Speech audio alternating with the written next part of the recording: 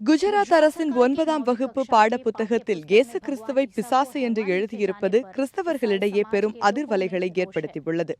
குஜராத் மாநிலத்தின் 9ஆம் வகுப்பு பாட புத்தகத்தில் ஒரு சர்ச்சை எழுந்துள்ளது. புதிதாய் அச்சிடப்பட்டுள்ள பாடத்திட்டத்தில் ஹிந்தி புத்தகத்தில் இந்திய கலாச்சாரத்தில் தலைவனுக்கும் சீஷனுக்கும் உள்ள உறவு என்ற பாடத்தில் கிறிஸ்தவர்களின் தெய்வமான இயேசு கிறிஸ்துவை பிசாசு என்று குறிப்பிட்டிருப்பது கிறிஸ்தவ சமுதாயத்தினரை வெகுவாக பாதித்துள்ளது. குஜராத் பள்ளி கல்வித்துறையின் இந்த நடவடிக்கைக்கு கிறிஸ்தவர்களும் திருச்சபை நிர்வாகத்தினரும் கடும் எதிர்ப்பு தெரிவிக்கின்றனர். குஜராத் மாநிலத்தின் 9ஆம் வகுப்பு ஹிந்தி பாட புத்தகத்துல இந்திய கலாச்சாரத்தின் தலைவனுக்கும் சீடனுக்கும் இருக்கிற உறவுன்ற 16வது பாடத்துல எங்களோட இயேசு கிறிஸ்துவ தவறா விமர்சனம் செய்திருப்பது மிகப்பெரிய அவமானமா இருக்கு. ஒட்டுமொத்த கிறிஸ்துவ சமுதாயத்திற்கும் இது ஒரு பெரிய அவமானம். அதுல இயேசுவ பிசாசுன்னு சொல்லி இருப்பது ஏற்றுக்கொள்ளவே முடியாத ஒன்று. இயேசு கிறிஸ்துவ பிசாசுன்னு எழுதியிருக்காங்க. அதோட அர்த்தம் என்னன்னு எனக்கு புரியல. இதை கண்டிப்பா குஜராத் அரசு வாபஸ் வாங்கி ஆகணும். இதை ஏத்துக்கவே முடியாது. ஏன்னா இது உண்மை இல்ல.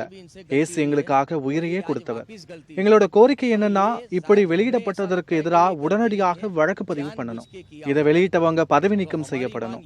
2 நாளைக்குள்ள இந்த வெளியிட்ட கல்வி அமைச்சர் வாபஸ் பெறலனா அவர் ராஜினாமா பண்ணணும்.